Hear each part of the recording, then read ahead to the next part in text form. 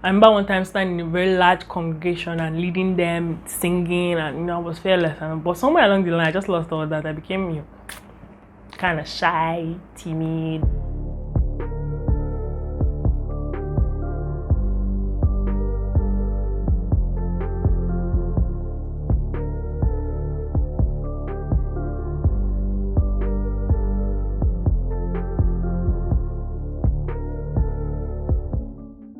Hi everybody, my name is Opeyemi Ajose, actually. I'm from Ogun State, to a village I've never been to. Born and bred and buttered in Lagos, Nigeria. My interests are vlogging. I like traveling, even though Nigerian roads have not made me so interested of late. But I actually like traveling. I like cooking. I can cook for the world, and my meals are delicious. I like singing too. I sing a lot. I listen to music to relieve myself from stress and anxiety and a lot of other things. So yeah, that's about me. I don't know if I'm an introvert or an extrovert. I think I'm a blend of the two. Depends on the situation which I find myself in. Okay, so that's that about me. What does self-esteem mean to me? So self-esteem is about my self-worth, my beliefs rather, then the value I place on myself. My appearance, what does it make me feel like? Does it make me feel timid, or are there some things that I am insecure about or not about myself? That's what self-esteem means to me. So did my parent or environment afford me the opportunity to express myself, or did they hinder it? For my parents, they didn't hinder it, but I mean, being the 5th out of 5 kids, I spent more time with my siblings than my parents, so I can't really talk about my parents hindering me or not. But I found out my siblings, and I mean, they didn't hinder me. I could express myself, my feelings and my thoughts very much. So when I was way much younger, I was bold, fearless. I could stand in front of a congregation of people. I remember one time standing in a very large congregation and leading them, singing, and I was fearless. But somewhere along the line, I just lost all that. I became kind of shy, timid, and all. The environment, or the environment, including school and everything, it kind of affected me in a way, because then you just have some teachers or some of your fellow friends that will be like, when you want to contribute, they might be like, what do you like? They can just shut you down or just shun you or make you feel like what you're saying is not important. So over time, I'll just be like, well, let the person with the best idea talk. I'll just flow with it. So I really noticed when we're supposed to contribute, maybe in a group, I'm most likely just not saying much. I'll just be like, when they are done, they'll let me know. So I just gradually became that. So that kind of dampened my creativity and my ability to think and then actually rub minds well with people. Though I was intelligent, I was doing well in school, but then that part of me was just lying dormant somewhere. So that's that. So I would say that the environment actually negatively affected me. I wasn't expressing as much. In my home I could, but I spent more time outside, like more time in school, from school to lesson, play with your friends and all. So I spent more time actually in an environment that was not really helpful. So at what moment have I felt less confidence in my life? This question. So as I said before, growing up, I was really confident. I could face anybody and talk anywhere, and everything. But at some point, so I had an injury on my hand, one of my fingers. It was stitched. I didn't lose the finger actually, but it was stitched. But it gave it a kind of deformed not deformed, like a kind of shape that was not normal from the other. So I felt insecure. Growing up, I felt insecure about that finger. So when I'm talking to people, I would like likely hide it, or I like to do something like this, or so that people don't see. So I felt insecure. I wasn't confident in myself, just showing my fingers and then, just being normal that. And also, so I started using glasses at about GS2. So people used, like in school, people used to tease. No, it's not. I've overcome it now, but then people used to tease me that this call me all sort of, all these funny names. Ojugo, something. Some say, your eyes are. So I have tiny eyes naturally. So using the glasses, so people be like, your eyes they're now sunken because of the glasses and all. So people started making me feel like the glasses actually made me beautiful, and I gradually was believing that the glasses actually made me beautiful. So even times when I can do without the glasses, maybe when I'm playing or I'm doing something that I don't need to really see far, I'll just keep it on. So I realized at the point that this was actually because of what people were saying, that some people like no. So some days I go without my glasses. People like no, stay, put your glasses on, you're better with it and all. And I gradually began to agree with that. So I wasn't confident of myself without my glasses on.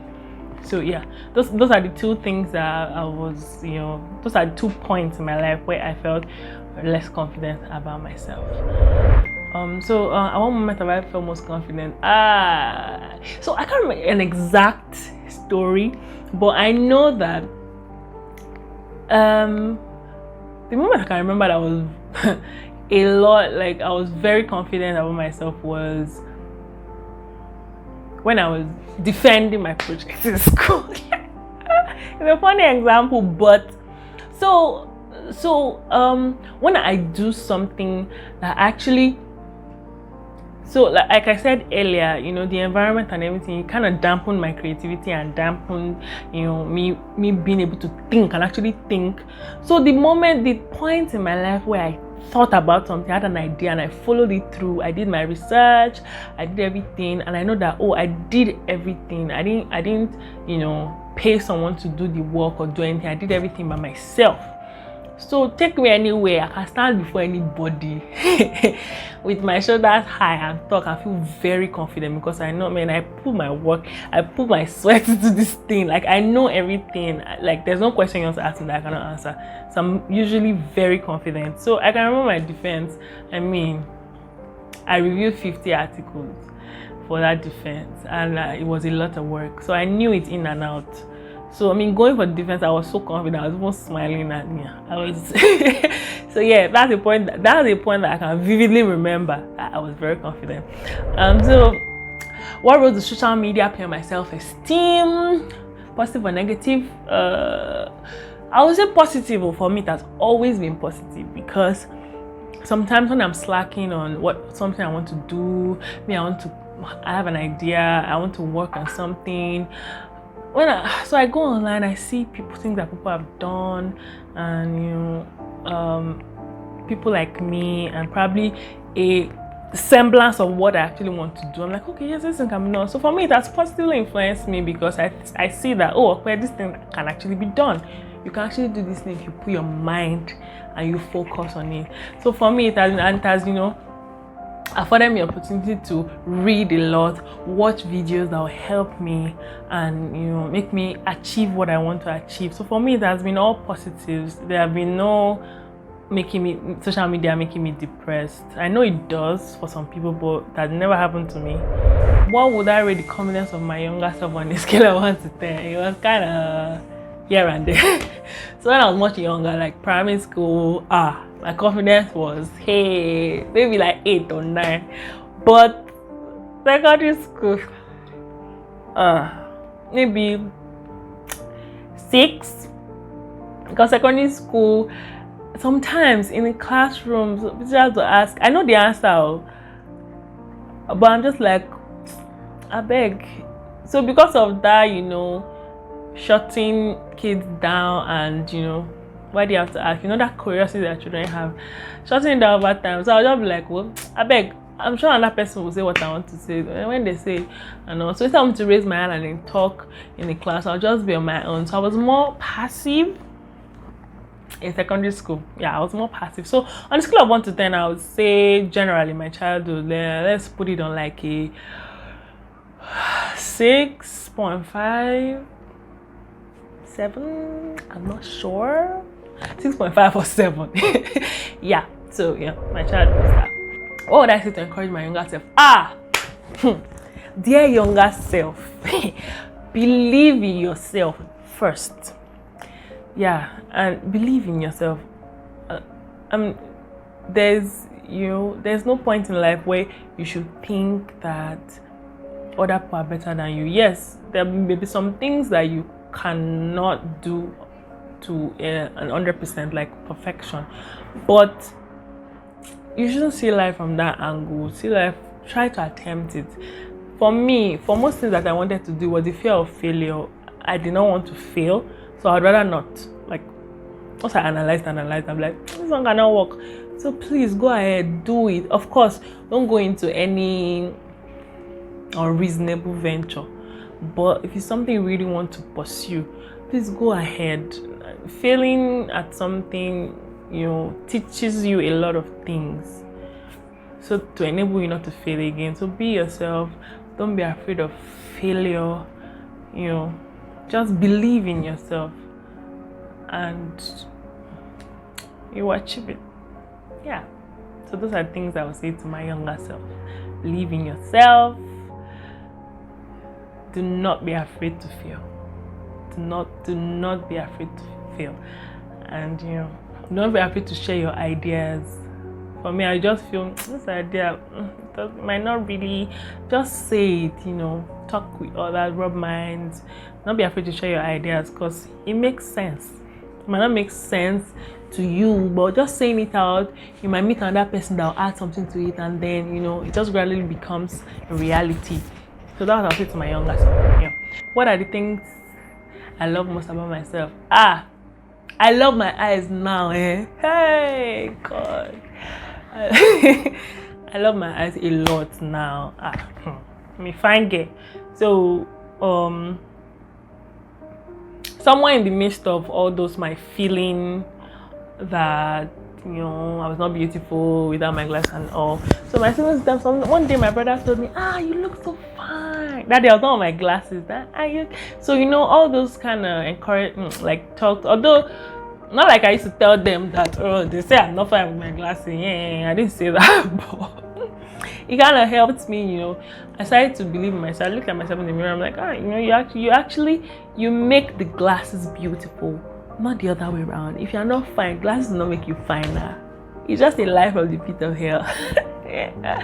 You need to see me without my glasses. I'm just wearing it now because I cannot see the questions.